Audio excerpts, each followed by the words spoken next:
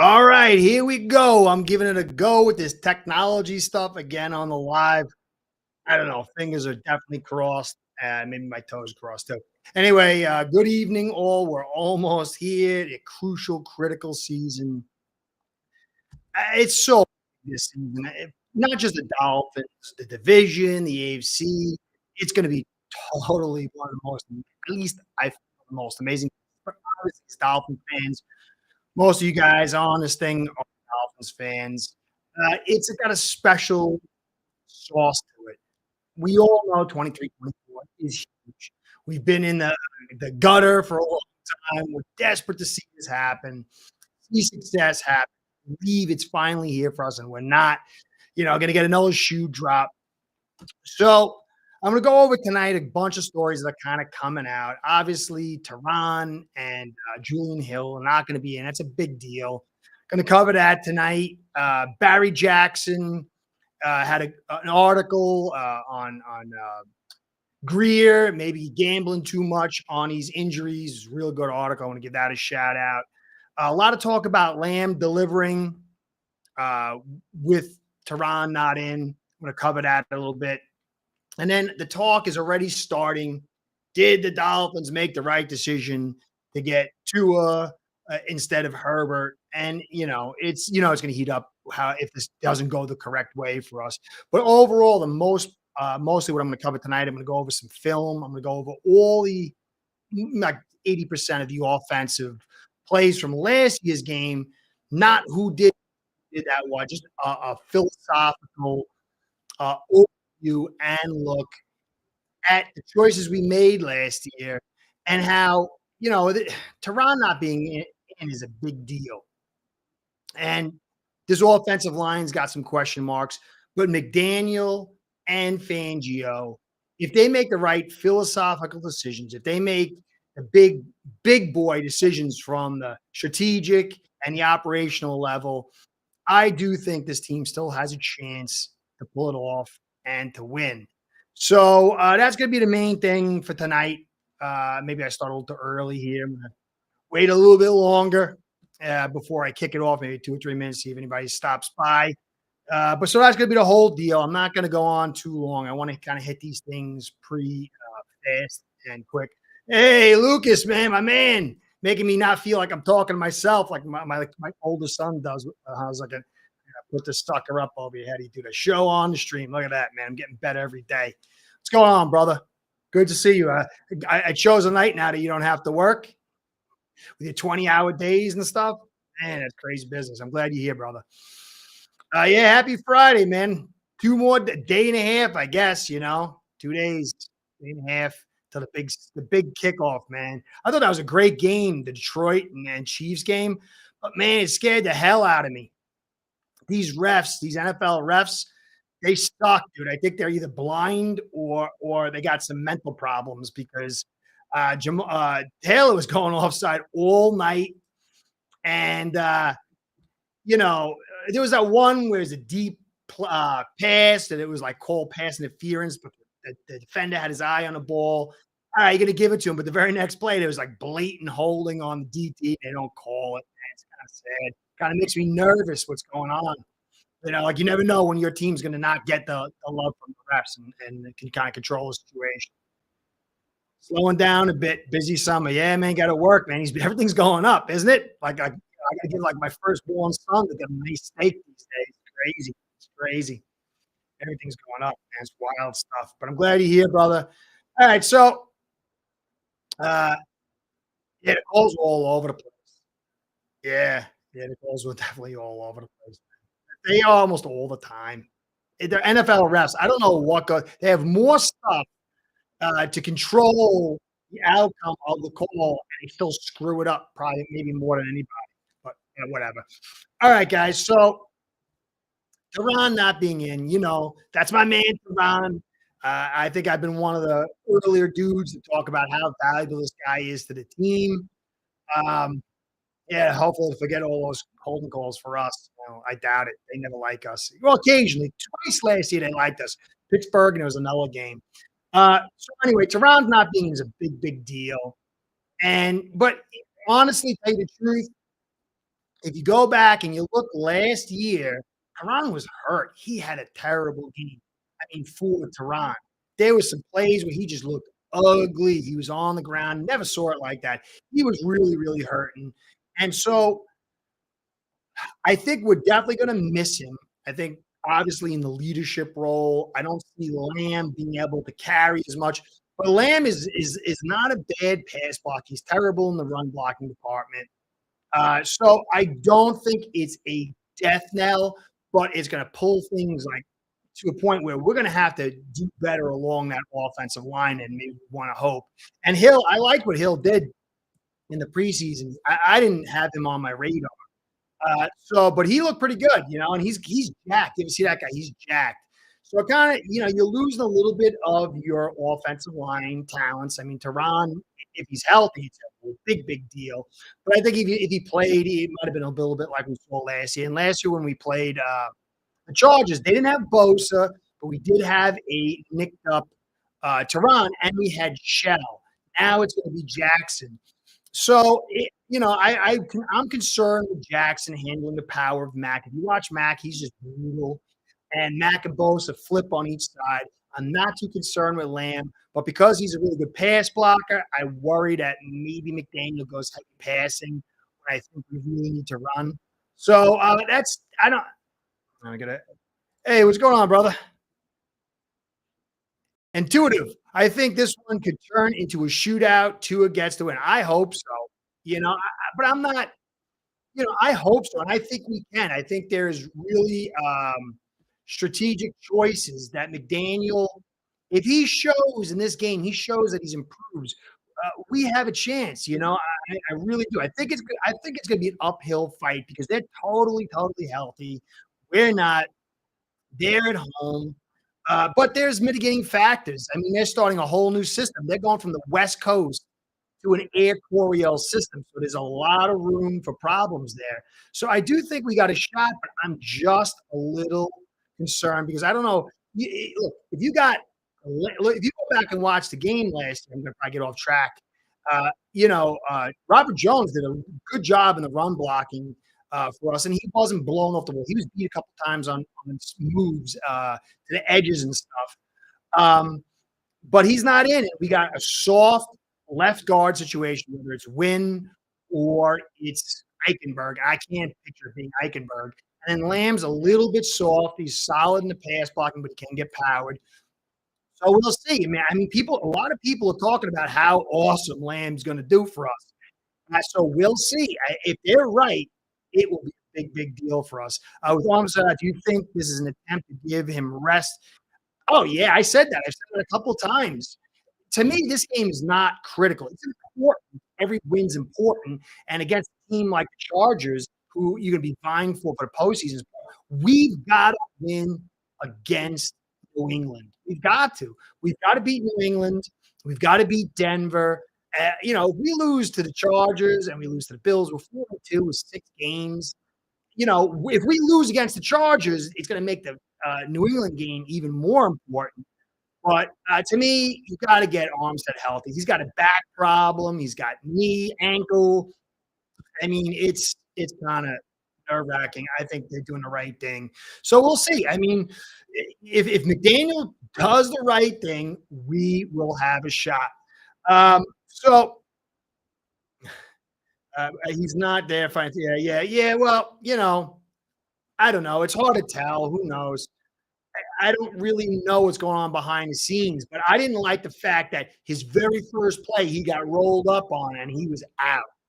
And people talking, he'll be back. I didn't feel that. I kind of said that. I said, well, maybe he's Tehran.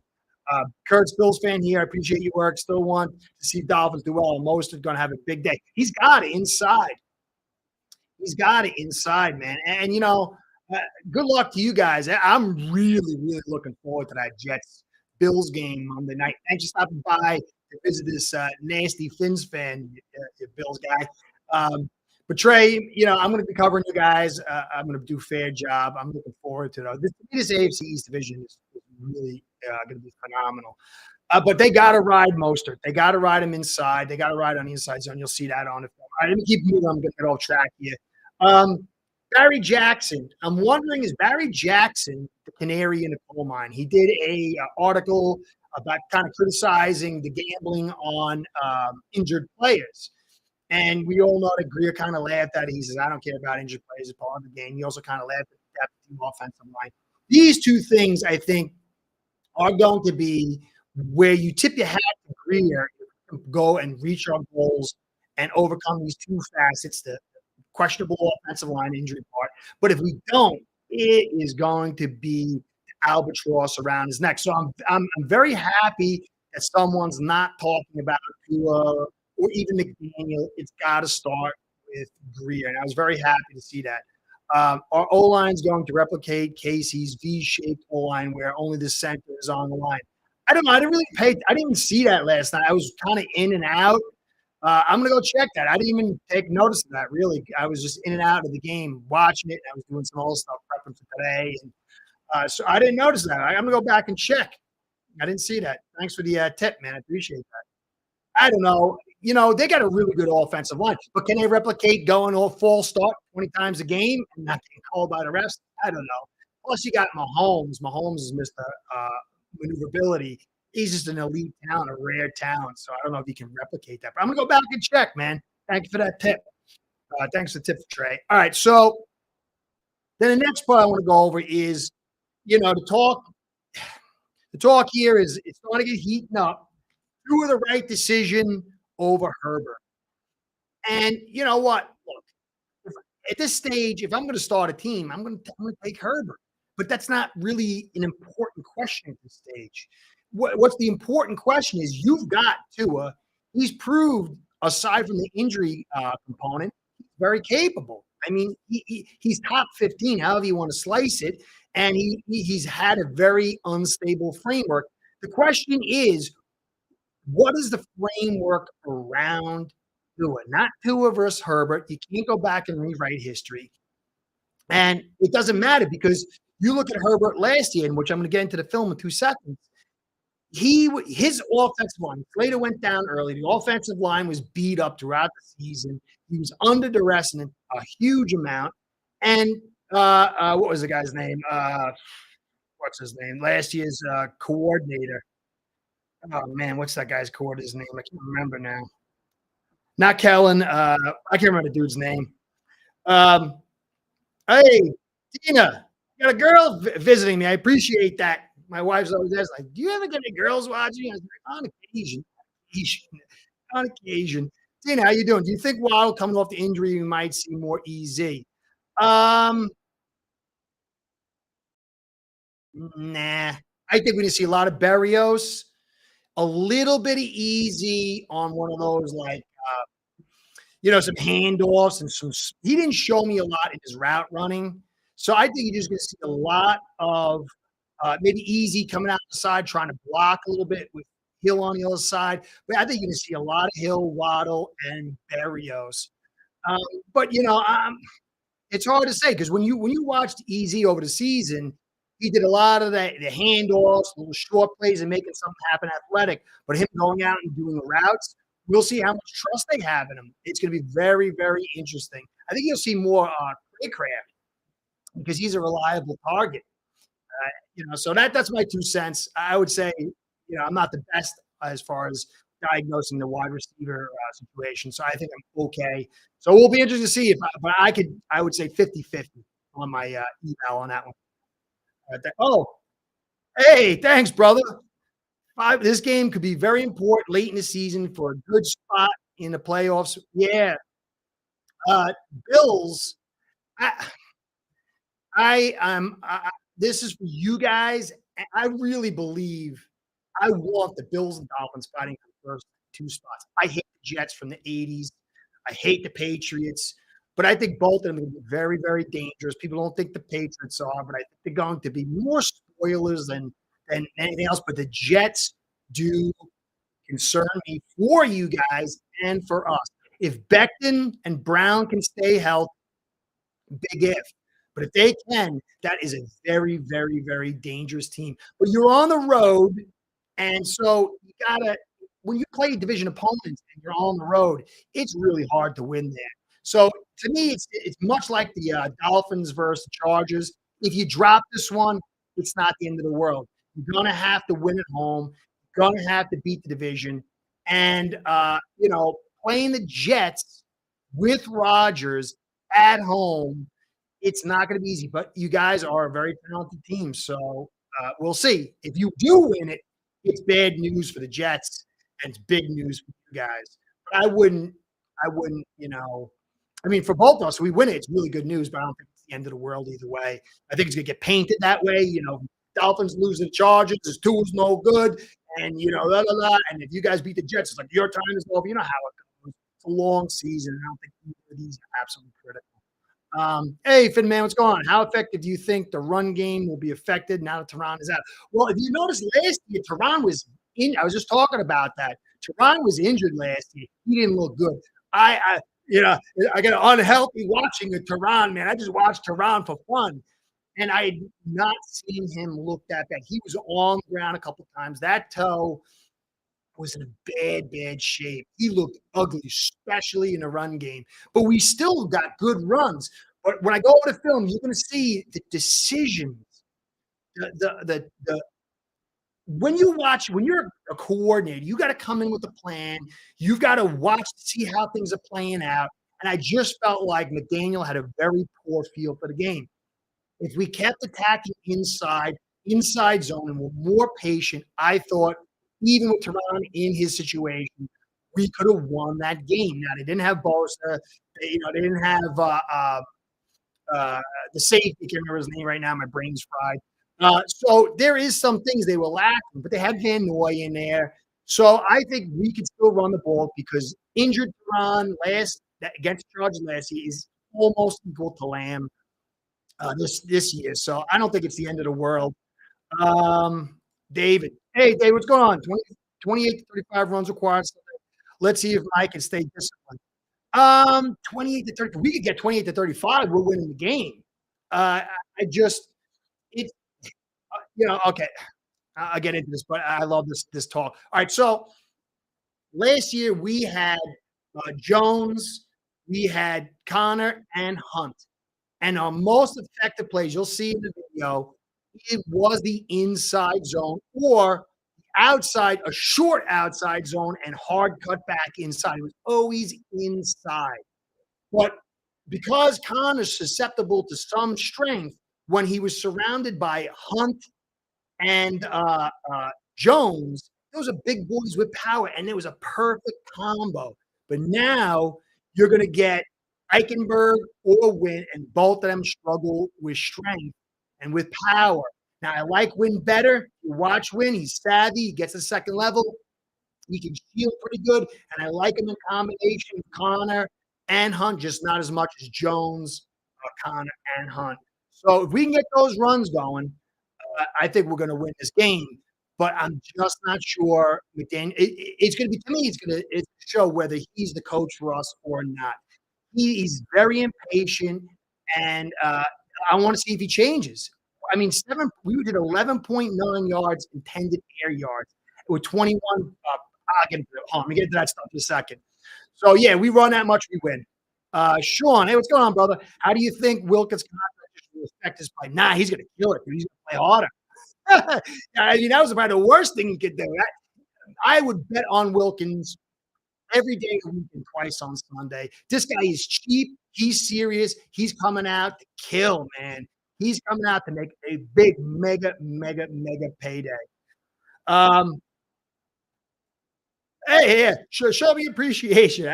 Guys, you just showing up, man, is appreciation. I appreciate everything, guys. I still don't. It doesn't even make sense to me that you guys show up and listen to my yammer. So I'm very, very grateful. All right, let me move on here. All right, so this is a quote I used in my last live. This was from Salah. You can have a Hall of Fame quarterback. You can have two $10 million plus receivers. You can have the reigning offensive rookie of the year. You can have all kinds of skill in the running back room, but none of it effing matters until the big boys up front change who the F we are. Salah said, we as coaches, we as an organization can't want it more than you do. And so I'm going to go on to another quote from McDaniel. It all comes down to the offensive line, but it doesn't have to be super, super elite. And you can mitigate your line's play by kind of running things through their strength. As examples, my man, I can't remember your name there, brother. Trey, you're the Bills fan. I've been saying for 2 years. When you got your offensive linemen sitting in pass protect all day, they get twitchy because especially when they're losing on that pass rush, and especially when they got deep drops like Bills and the Dolphins do, that's when they get those full starts. You lose your confidence sitting in pass protect all day when you're not an elite pass blocker. So when you got guys that are marginal, you got to let them hit. And to me, when you let them hit on inside zone, it is a much easier blocking system than pass protect or outside zone. So if we or the Bills are sitting in pass protect all day, we're not putting the offensive linemen in conducive environments for their skill set, then everything flows out of that and becomes a problem. And so you got to remember, it's not just the offensive lineman. Last year, the Chargers, I'll get into that in a second, the Chargers did a brilliant job in the strategic and operational philosophy and setup for their offensive line and their quarterback and their offense. So he get into that, say, hey, Brian, brother, hey, man, you got to help me out. I've been trying to reach you about trying to get this live stuff down. I suck. I'm a tech idiot, man. I got to contact you to help me out. I'm trying my best, but it's pretty much a disaster. But thanks, bro. I appreciate that. Hey, Curtis, take the fan out of it. If our O line is at least top 15 and Tua plays 15 plus and is available for the playoffs, what do you think our ceiling is? Oh, we're going to Super Bowl, dude. If your offensive line plays top 15, if our offensive line plays top 15, which means, we're close to top 15 in run blocking, I mean, we're all you need to do is have genuine play action where the safeties creep up and the linebackers creep up. And then you got Hill and Waddle going deep. And then you got Berrios with Tua's ability to throw with anticipation. But the problem is teams sit at nickel against us all day. They don't fear our run game, and they don't fear our protection. And so that makes it a negative environment for our offense. But if we're top 15 just in the offensive line, yeah, Tua plays 15 plus games. It's playoffs, probably conference championship. I would say conference championship, easy, Brian. But that's a big distance from here to there. I'm going to go over the film, and I got some stats, and I got so much stuff I could talk about this for like 10 hours. But yeah, if our offensive line's top 15, forget it. I just don't see that as possible. I don't see it as possible. I see if Tehran's in, maybe you can get into that 18, 17 mark. Maybe if some other guys step up. But I'm hoping I'm wrong. It's just my eval. But top 15, we going deep, baby. We real deep. If we run Brandon Jones out there this Sunday, dude will get torched. Yeah, probably. He's not good at coverage. But you don't know because remember, Fangio is the man. Fangio is on a whole nother level. He can give him assignments where he knows that he can take care of. When you have a zone coverage and you got a master like Fangio, he can lay things out and put guys in situations where their skill set is not being compromised. So Brandon Jones, he does struggle in mid to large zone coverage. So he's got a middle to large area cover, but you could put him in situations where he can still be a viable option. It's like what we did with Landon Roberts last year. He's terrible in coverage. They just gave him a small zone to cover, and within that, he was good. It was when he went beyond that, he was terrible. So maybe, but there's a lot of factors that go into it. I don't like him. He can't play that second safety over the top, the nearest safety, where he's going to getting over the top and deep and then cover 3, cover 4. I don't like that at all. I don't like that at all. Really, shoot, I never saw your email. I reached out again. Oh, yeah, yeah. I don't know. I think it's in one of the I'm a in one of the comments. Curtis at aceperhead.com. Send me an email. I might miss it because I don't check it all that much. But I'll try to remember to check it, but I'm kind of stupid. So, anyway, all right. So, let me get on. This is what McDaniel said. Tackle Keon Smith is a player that McDaniel says he's highlighted to the team because of the way he's taken to coaching. Okay, I don't like his ability, but that's my eval. I want my coach to prove me wrong, but that's going to be a key eval for me because he's about prime backup, especially now. Tackle Kendall Lamb is a great example of a guy who found a place on the team. Says Lamb made an impact very early last season after joining the Dolphins with the way he prepares. He's a vet. He can pass block on occasion. He's had up and down seasons depending on who he's next to, but that's a long conversation. We'll get in there.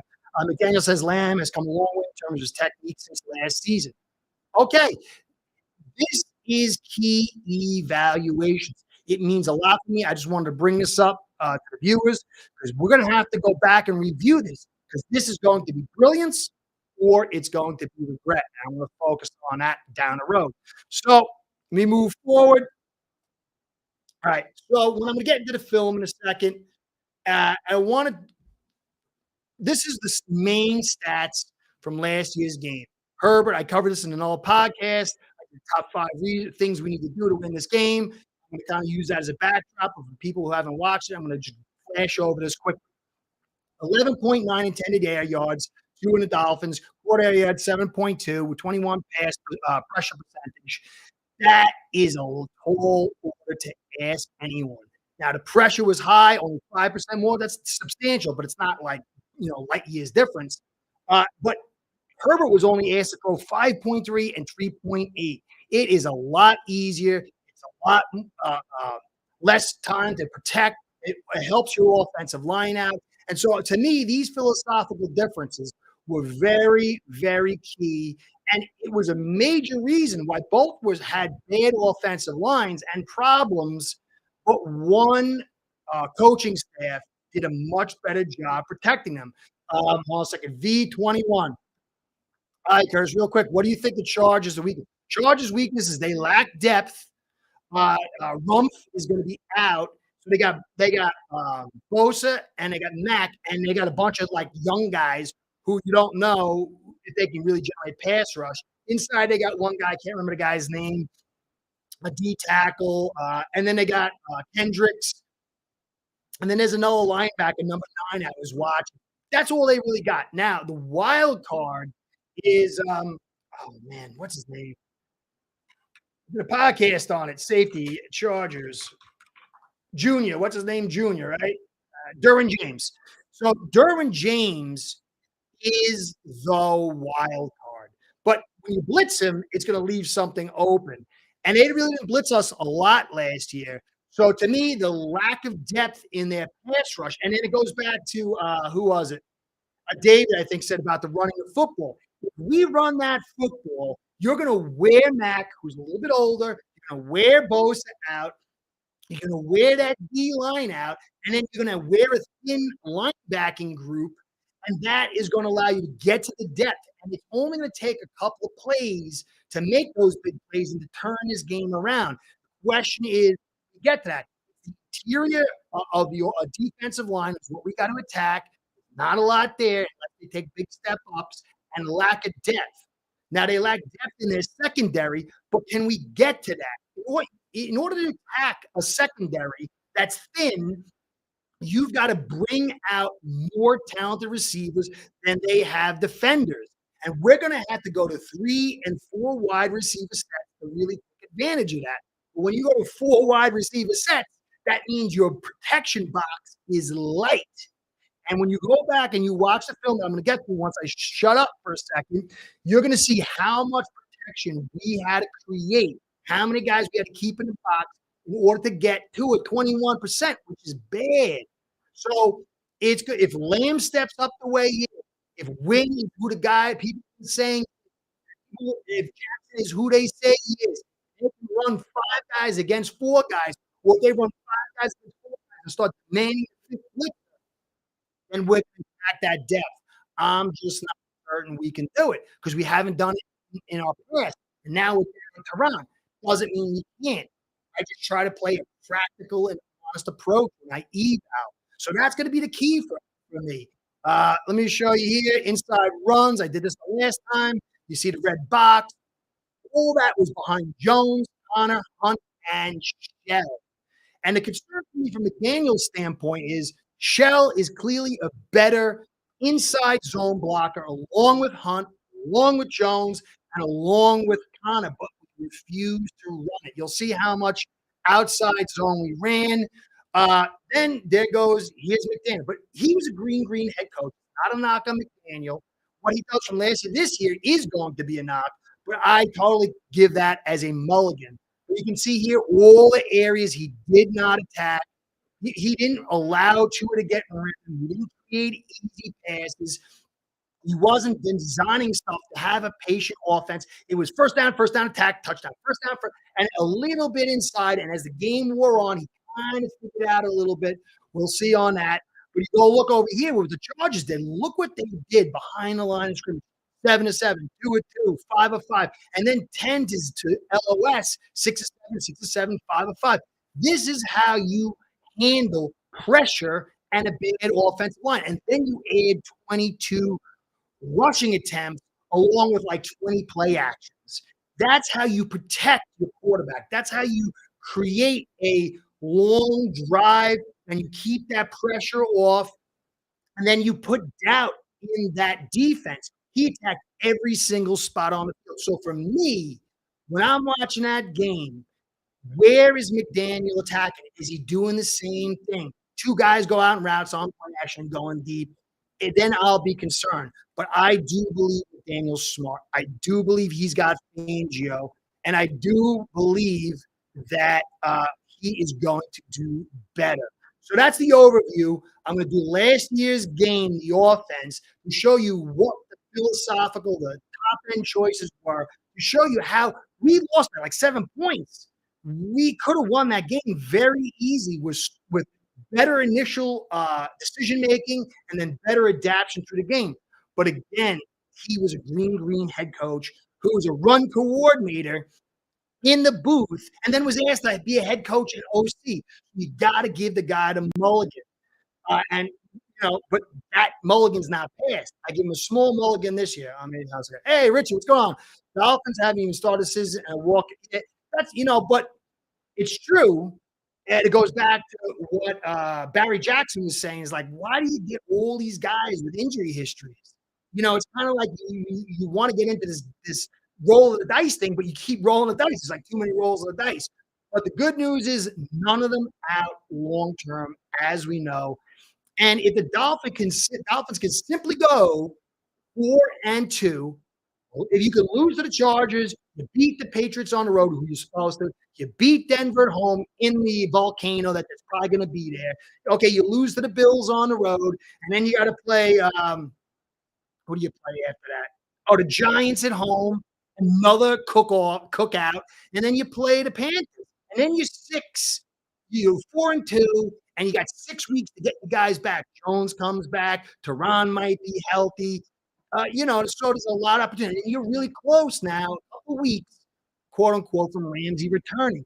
4-2 out of 6 games is all we need. So, yeah, the injuries suck. But if we are not 4-2, it's disaster. If we're better than 4-2, hold your hats, baby. Hold your hats. All right, so we'll start out with the first drive. Okay, now I want you to see this over and over again. Play action. You got 5 guys rushing. You got 6 guys dropping into zones, and you got 2 guys going out for routes. And really, this is not conducive. And you're still getting pressure. Look at the pressure into his face. And you'll notice he was very uncomfortable this game. And it goes back to like, if your quarterback's uncomfortable, you're getting pressure, what are you doing to make him more comfortable? And now it's not to alleviate Tua's responsibility, but the job of HC is to set things up. Hey, my quarterback's having a bad game. Let's find some ways to get him confidence and throw short balls. Let's run the ball more. So we open up two-man receiver out, play action. You see the pressure here is very quick, and this is a concern, especially now that you're going to add in Bosa. Back again, Noah, deep drop. You do little play action. Look what you got again, two-man routes. And no one's buying. You got four guys dropping. You got six guys on two guys. And that's not really highly successful decision making. And you see his look, he's still pressure. That guy didn't fall down his pressure. And Tua's already the way he's falling, the way he's leaning, the way he's delivering the ball and stepping away, you can tell the guy's not comfortable. All right, so now you're in 3rd and long. I talked about staying on schedule. This is not on schedule. This you've got to get on schedule, and that's what I'm looking for from McDaniel this season. Getting on schedule, first down wins, get to 2nd and 5, and then you're in the driver's seat. So you got a 3rd and 10 over here. I mean, look at this. You got pressure. You already got pressure, and where do you throw the football? I mean, he managed to put it in a perfect location, and Hill, I think, drops it. But look at this. This is every time you're going deep, it becomes harder and harder at the situation. Now you come out again, you're against the in the red zone here, you get 1 yard away, you're in a pistol. All right, so you run the football inside. This is kind of like a negligible run. You pick up the yards you need to and kind of open it up. But now what do we do from here? Look at this. Look at this. Two guys going out in routes. And no one's buying. You got man. When you run play action and you got guys in man coverage, they're not biting. The guy's job is to be on in man. So you're not really getting much. It doesn't really do you much good when people aren't buying your run and they're playing man.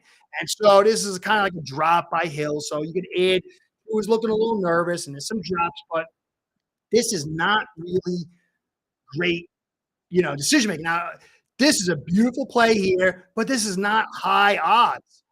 Beautiful pass by Tua under pressure. Beautiful play by Hill. But this is 3rd and like 9 or 3rd and 8. Not the greatest situation.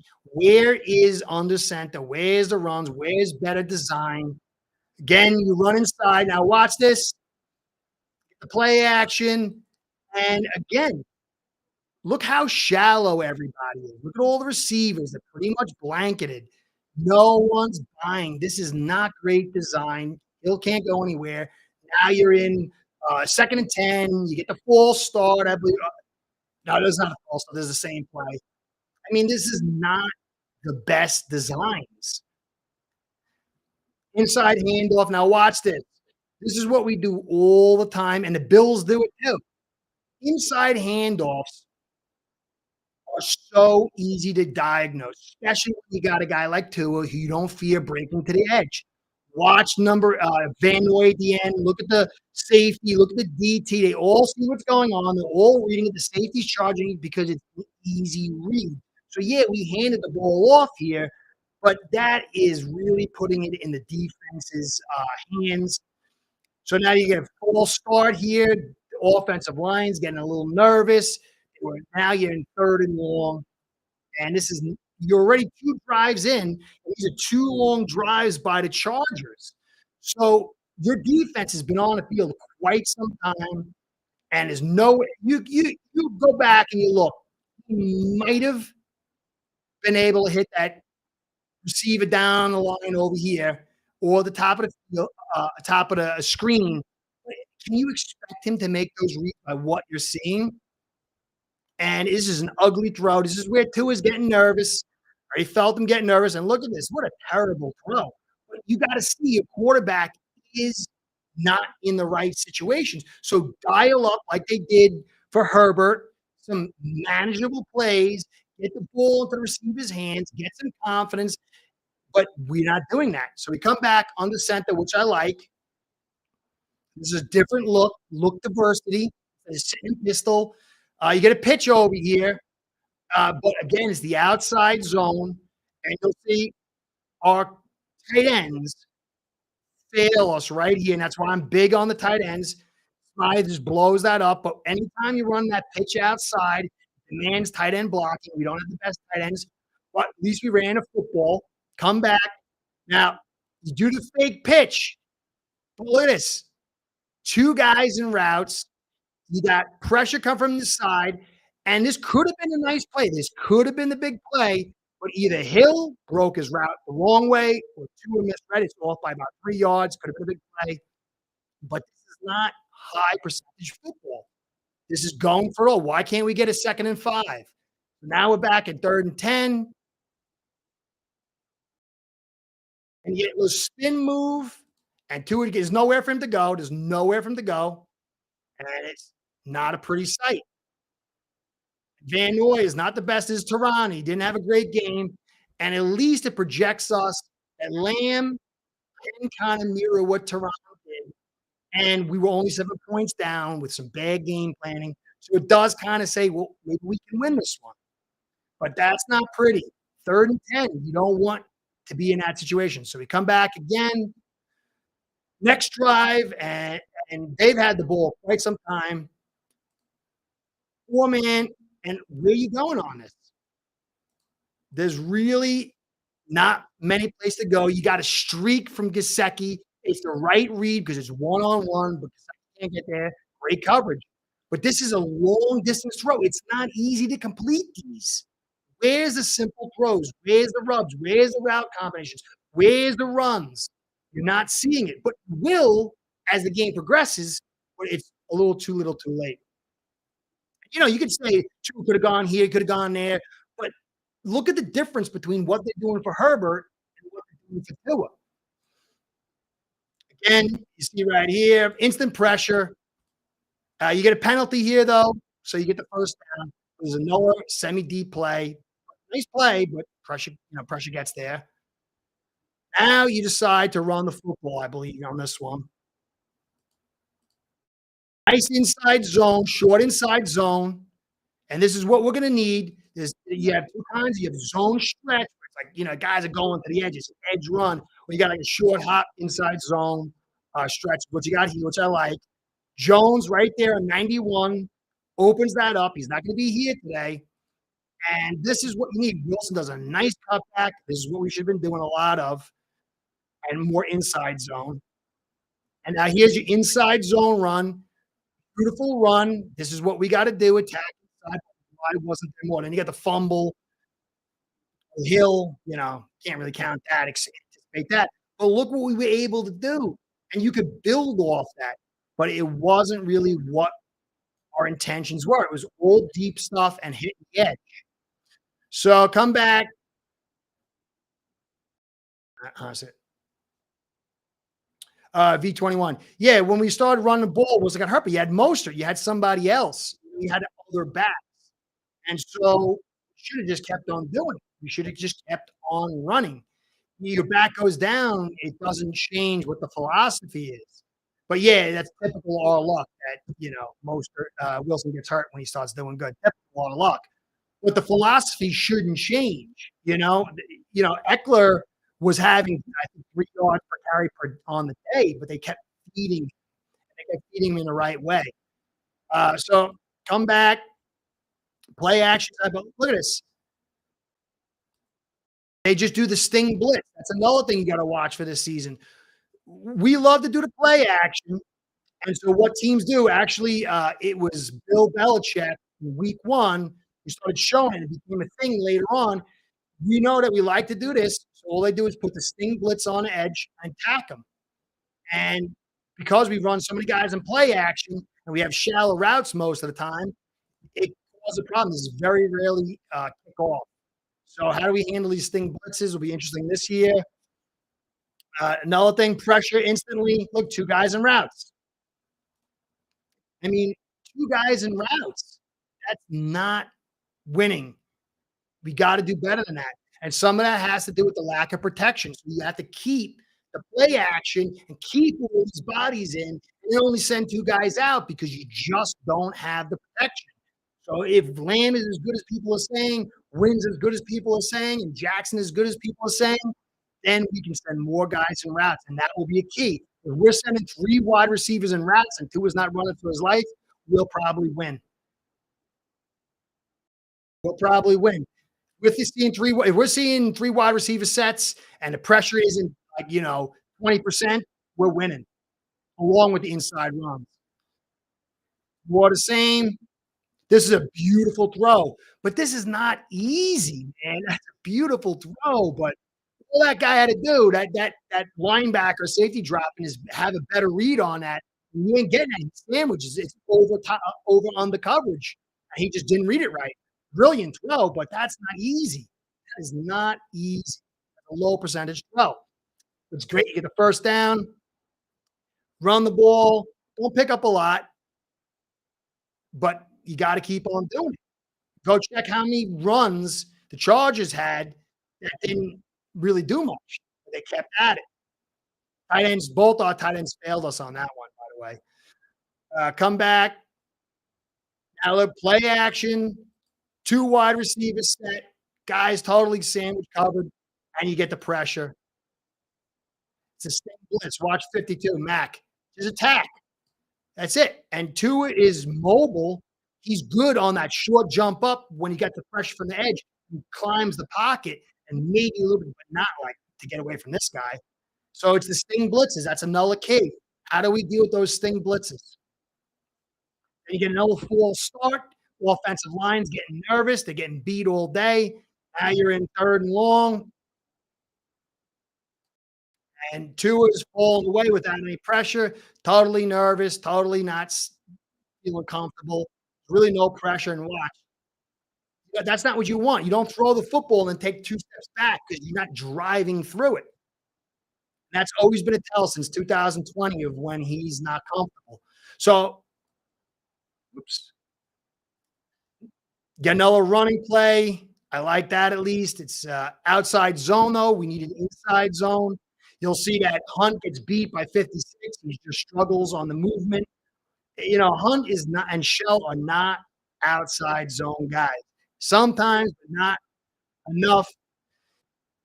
Same kind of thing again, play action. Get at least 3 guys in routes, but all covered because all they're doing is bringing 4 and dropping deep.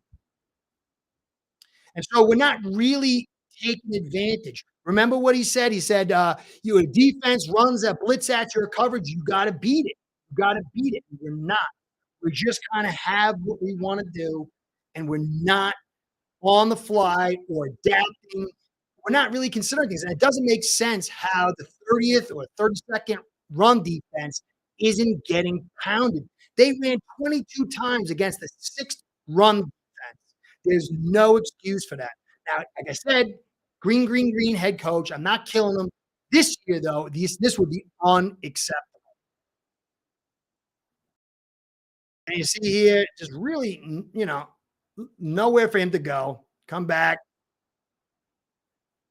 Now you got some good route combinations. He should have made this read, but Tua, if you know your quarterback, he was uncomfortable. This over the top route. Can't see who it is. He's breaking on the out. That is wide open, and he chose the wrong. He made the wrong read, but he was uncomfortable, and that is not setting your quarterback up. Now you start to get it. This was a best run of the day, the best call. It was beautiful. You set up inside zone with a counter short pitch, and it catches them exactly the way you want. Beautiful run, and Wilson's out here. This is Mostert. This is what Mostert does extremely well. The short area, one-step cut, and pop with that speed and power. And look, Shell's got his guy. He's got Van Noy, who's small. Hunt looks better in his protection, his blocking. Everything looks better. This is last year we had inside zone talent, but we refused to do it. Null it, run inside. Nice run of 5 yards, inside zone. It was actually an outside zone run, but short outside zone run. Nice, tack the inside. And you see, come back here, not really much to do. There's nowhere to go, really. 2 guys in routes with a guy underneath. Not really the drop. Tua, this is another aspect. Tua's got to use his legs. There, if he could do a little bit more what he did against the Chargers, scrambling up the middle like that, he can hurt you. And every time he does that, it starts creating a little concern in DC, and his calls change. Tua's gonna have to use his legs. He's gonna have to help out this offense, and he can. Uh, no handoff here, doesn't go anywhere, but you're getting this defense to start believing, look, all the guys committed inside before the ball's even handed off. Now, you ran the ball successfully. Now you're in a situation where Hill's alone at the top. And look what everybody does. Everybody's flowing. This is not a great percentage opportunity, but this is the kind of attack you want. Your best guy, who's Hill, one-on-one. And Tua doesn't throw it with a nice platform, but a beautiful throw and a touchdown. But it was set up by the runs. And when you get that opportunity of Hill on one-on-one, then that's a good deep throw to make. But a lot of these other things, not so much. Anyway, it kind of flows the same way. I'm going to keep going. It's kind of going on. I can keep going with this, but it's kind of the similar theme. What I want to get now, hold on a second. Oh, man, I got to get out of here. All right. I want to get your guys' feedback because this is my and I want to hear what you guys think. This is my evaluation. I think you guys have a lot to offer. Critique what I was saying. Tell me where I'm going wrong. Tell me what you think is right. Because I believe that I have some answers. But as a community, we can come to a better valuation today than we did yesterday. So what do you guys think about my evaluation? Please be critical. I prefer that. Man, I remember too him being a dual threat his first 2 years at Bama, yeah, and then he got hurt really bad. That hip thing definitely held him back, but he still can be. This guy has got great short. The problem is we get a lot of interior pressure, and that's the problem. That's the worst kind of pressure. The old days, they used to attack the edges, and that's why you'd have the best left tackle, the best defender, edge rusher, but then defensive coordinators understood with all the short passing, you need to get, and these mobile quarterbacks, you need to get interior pressure. And so the premium became interior pressure. And now we allow a lot of interior pressure, and that takes away his ability to fly in the pocket and escape. He's not good on the edges. Do you really want Tua to run? Honestly, I think Tua is not going to get hurt this year. I mean, he could, but his ability to fall looked so much better. If you go back, all the hits that he got was from his head hitting the back of the carpet.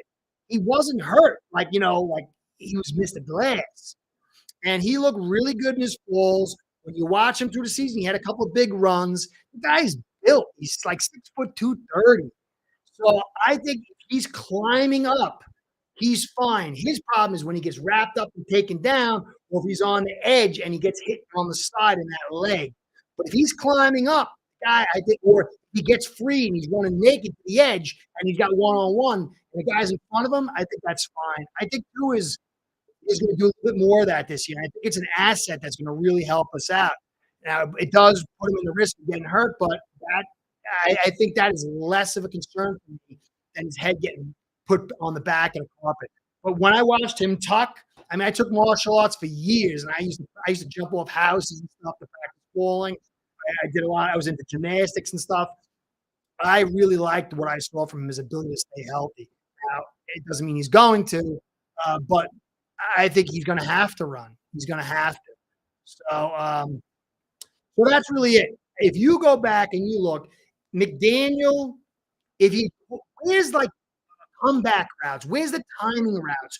Where's Waddle and Hill working together, one doing over the top and coming back underneath to pick up the 4 or 5 yards, and then maybe have something happen? Where's the inside runs?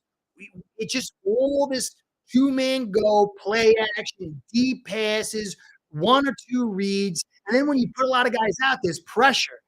And so I just expect more for McDaniel this season. Yeah, if anything, Tua needs to take the dump off pass. Yes. Yeah, I agree on that too. I agree on that too. But when you look at the designs of the plays, this is an offense that's like kind of saying, go deep.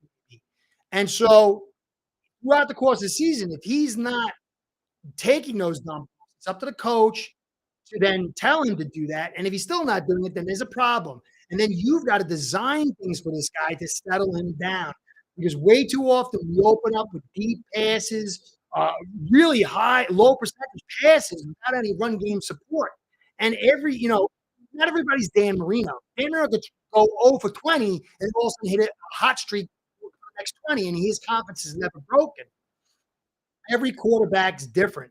You've got like when you go back and you watch Herbert, Herbert's supposed to be a superstar. But if they're going to protect him with short passes, they're going to protect him with screens, they're going to protect him with the run game. And if Tua's not a good guy, he's not a good quarterback. People are saying, then why isn't he getting that protection? Why isn't he getting that framework? See. I remember a play when Tua lowered his shoulder. Yeah, oh yeah, he's tough. Our guy has an injury history. We all know that. But last year was the real scary thing, and it was the head hitting the back. He's going to be fine. I think he's going to be fine. I'm not really concerned, but I could be wrong. I'm also a believer. And I don't think he's the greatest quarterback, but I think the talk of him being trash is like it's terrible. It's terrible. We don't need that. We don't need Mahomes type of play. Using his like yes. Look, if we when you watch, I think it was maybe in Flores' last season, we had better interior protection. It was the edges that were really bad. And Tua does a really good job of short area movement and climbing up the pocket and escape. But you got to create that protection where you're pushing everything around him, and then he can escape off the middle. But too often, our guard situation where the hunt, he gets beat. Sometimes he swaps and switches. He loses focus, or he doesn't have the agility to come back. Or you'll get Eichenberg getting overpowered and blown up, or even Jones, who sometimes struggles with his movement skills. And then you get that interior pressure, and that's where he really has problems. So if Wynn is the guy people are saying, and Jackson's the guy people are saying, and Lamb's the guy, then you'll see that protection where all the pressure gets kind of flows around him, and he'll scramble up and he'll do the thing. Do you think with the weak tight end room, we'll see more of Alec? We got to. To me, Smythe, he's decent, but he's good on like his movement blocks. But when you're talking about a guy coming in, crashing, and being physical, he ain't the guy. Croft, he's 6'6", 250. He's good on short area, like zone fence blocking, but he's not good at getting downfield. He had that nice block where it was Jones, and he came up and he broke it open, and A-Chain had that big run. I think it was against week 2. So maybe that gives me hope, but I'm not a really big fan of his blocking. And Ingold, he's a good pass blocker, but hot and cold on his run blocking. Some people disagree with me. It's going to really come down. I wish we had gotten a really good, big, powerful tight end that could block. But, I don't know. It's going to really – when you got – from what I've seen, Lamb and Jackson on edge, both struggle with power. And so they're going to that zone stretches are going to get kind of curtailed. And that means you guys on the flank or your tight ends. And I believe that they can create that kind of block. I don't know. Ingold is the guy I believe in the most.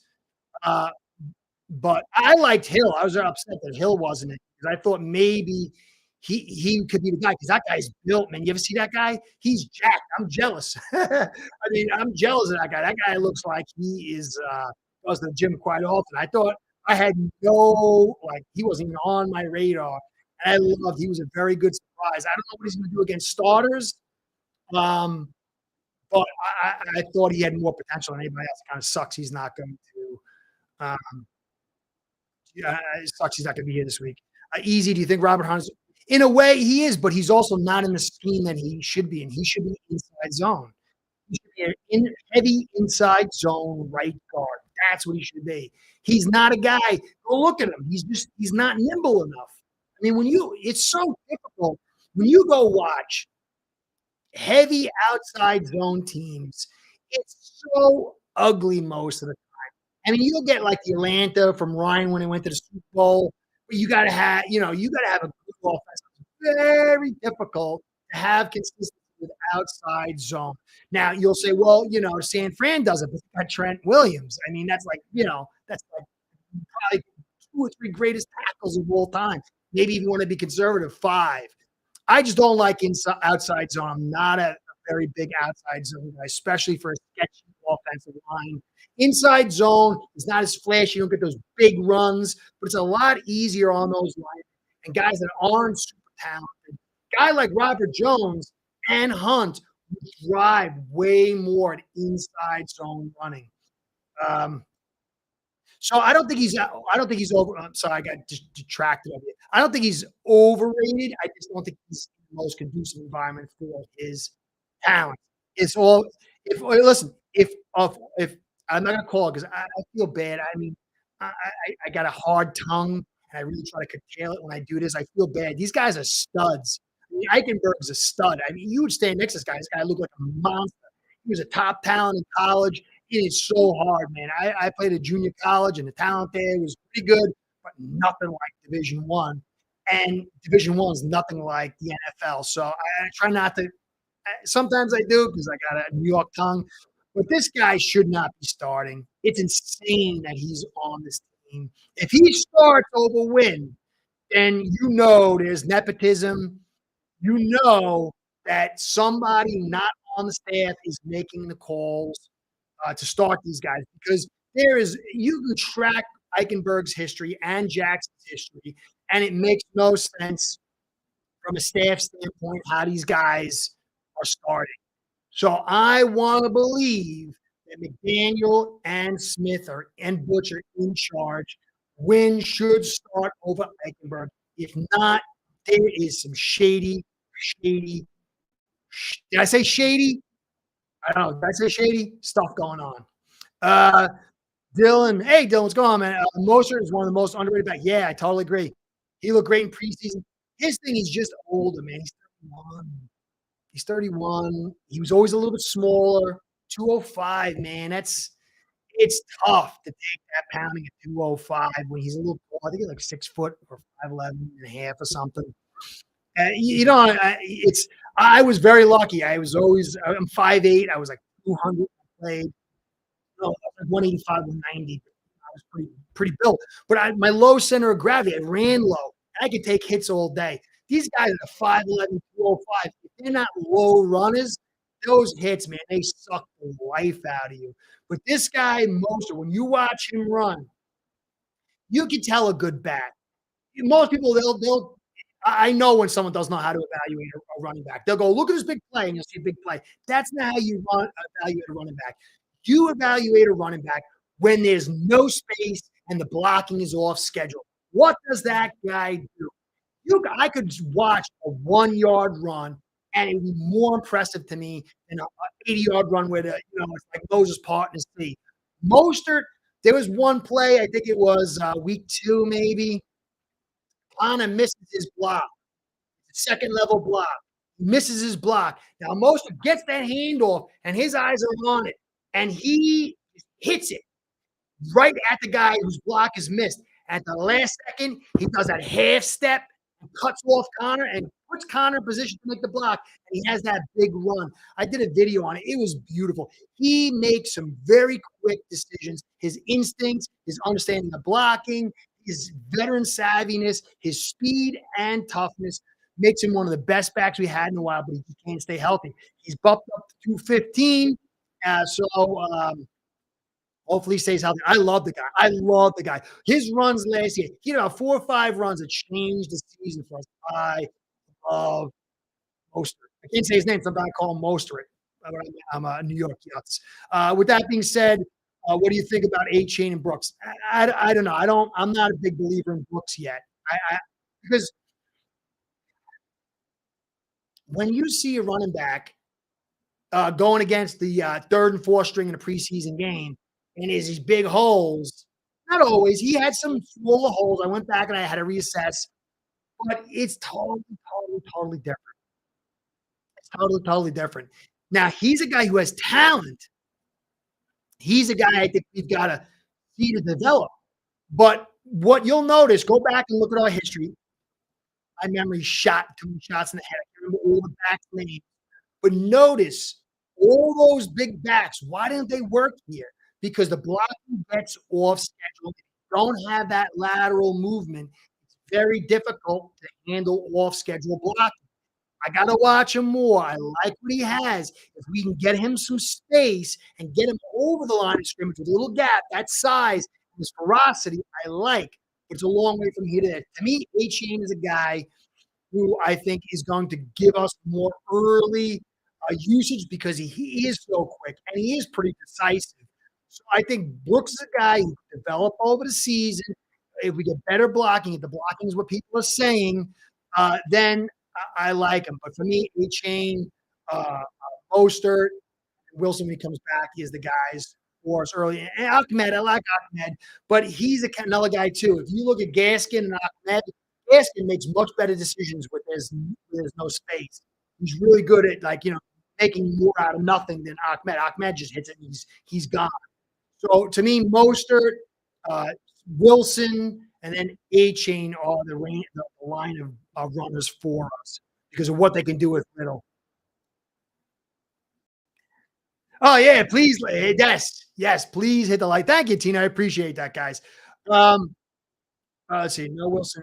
Okay, hey Dylan. I love this, guys. I wish we could all hang out, man. I want to try to come to one of the games. I'd love to see you guys face and chat with you. Man. I really appreciate it. I love this stuff. No, Wilson means more carries going forward for Mostert to see Ahmed and A-Chain third down. Yeah, yeah, but good news is Wilson's pass blocking. Mostert's a pretty good, not good, but he's the best pass blocker that we got. It's the only problem is he's going to put a lot of miles on him early, so it could be a negative. It's going to be 4 weeks, I think, before Wilson comes back. Chain's got the shoulder, which I don't like. These guys are vicious, man. Even in college, if they knew a guy was hurt, the DC would tell the guys hit it. Look, he's getting up that knee here, hurt. They hit him. That's why they hide the injury report because the DC and the players are like, hey, this guy's got a bad shoulder, man. Let's hit it. I mean, so this is a brutal sport. I don't really understand fully. I got some, peripheral understanding, but this is a violent sport. Any injuries, it's like blood in the water. So I don't like he has that shoulder because they're going to attack that. I would. They're definitely going to attack that. Let's see. Ryder McConnell is a nice study in Brooks. He made it. Yeah, I mean, I like. I think he's a nice guy, McConnell, but sometimes like to me, I like some of his stuff, and some of his stuff I feel like he takes a couple plays, and then I've studied the guy for more plays, and I'm like, I don't agree with that. And then it's not context. Like so for Brooks, he's going against third and fourth string, and those holes that he's seeing are going to be way bigger than what he's going to see come game time. And so, I like what he does, but sometimes I feel like he just misses some context. That's just my evaluation. I think the guy's doing a great job, but it's very important when you do this stuff that you can't take 2 or 3 plays. It's got to be broad based. You got to add some context to it. But I'll check it out. Thanks, brother. So overall, I think it's going to be tough. It's all going to come down to this evaluation.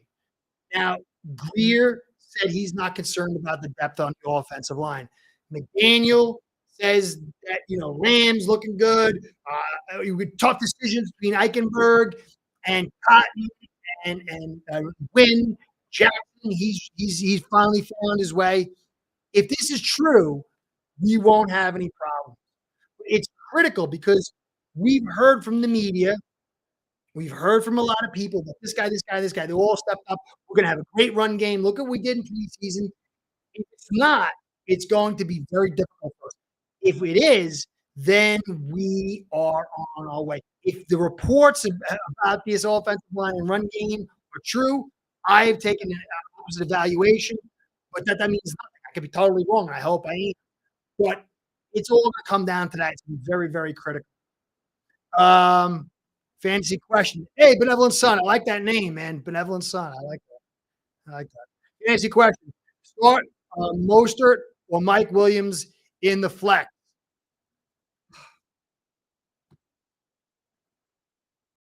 I'm not a fantasy guy, but to me, if McDaniel is not running this football, he is not handing Mostert the ball a ton. There's something wrong. And so, Mike Williams is always a good guy to go with, but Mostert should be getting touches in the pass game and the run game. They've got to feed him because if you feed that running back, now eyes come off Hill and Waddle, and it's just got to be the game plan. I just don't understand. I know the Chargers are going to get better in their run defense. They got guys in play last year, but this is not a good run defense. It's a thin defense. How do you not feed this guy if this is as big a game as people say? So, Mike was dunking on X. Oh yeah, but you know what it is? That's a really good point. I just wanted to bring that up. But remember, we ran so much man. X was injured early on. He was injured, I think, in preseason. He was not himself. He was wounded. Now you're going to see probably what 60, 70% zone, maybe 30% man, and sometimes mixed and match. You know, this coverage had man and zone around it, which is beautiful. That's what I used to do with Dion. It put Dion in business what we're doing, but I like that because there's going to be multiple things going on in this zone, and it's not going to be Howard running up and down the field covering guys one on one. So yeah, he beat him a couple times in man. Howard was wounded. This defense isn't last year's defense. We were blitzing, and we blitzed, was it 21 times or something like that, or 26 times? So now we're going to have cover 3, cover 4. We're going to have mixed match zones. It's going to be a lot different. I'm not as worried as I was last year. Let's see. Dylan, I picked up the bet for the Chargers to get 5 sacks. My heart's telling me no, but mine is telling. Look, if McDaniel decides to go deep, baby, and run outside zone all day, then he might. He might. He might because I don't believe that Eichenberg or Wynn is good. I like Lamb. I think it would be good if we had Lamb and Tehran and Zach Jackson. But if McDaniels, he's got to be smart. He guy's smart, man. You can't be witty like that and be stupid. I mean, you could be maybe egotistical and prideful, you know what I'm saying, and overcome the intelligence. But it doesn't make any sense. How do you not go back to I'm a nobody. I know nothing. Like if you put me next to these pro guys, I'm like, an infant. How does he not go back and look at that tape? How does he not go and improve this season? It would make no sense. It would make no sense. I mean, you look at short of tape, it made no sense. So if he's smart, he's going to have lots of running inside. He's going to have different looks on the center. I don't know why we don't go on the center more. You go look at San Fran. They're on the center. They're on shotgun. They run and pass in both. It's just, I don't know. If they get 5 sacks, McDaniels, I want to believe in this guy, but to me, I don't care if he wins or loses. His philosophical choices will show either he grew from last year or he's doubling down. And if he doubles down, he is not our guy. If it's PPR, I would play most of it. I don't know. Yeah, I'm not. I don't. I'm not. I don't do the fantasy thing. So maybe you guys know better than me.